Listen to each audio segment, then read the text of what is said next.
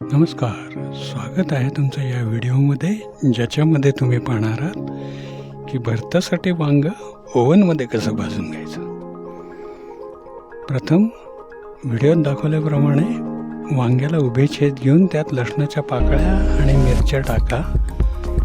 वांग्यावर मस्तपैकी तेलाचा हात फिरवून घ्या आणि एका ॲल्युमिनियम फॉइलमध्ये ठेवून ते वांग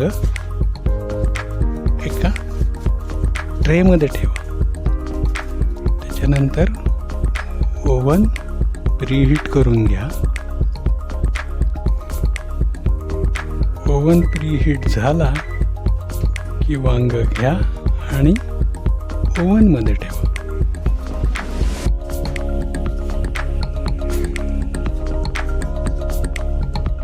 त्याच्यानंतर तुम्ही इथे टेम्परेचर साधारण 470ला सेट करा आणि वेळ 50 ते 55 मिनिट. त्याच्यानंतर ओव्हन सुरू करा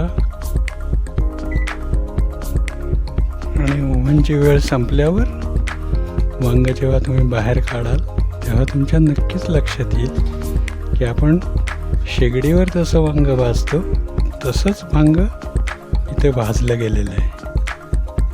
बघा कशी वाटते तुम्हाला टीप. आवडली तर लाईक करा, कॉमेंट्स द्या.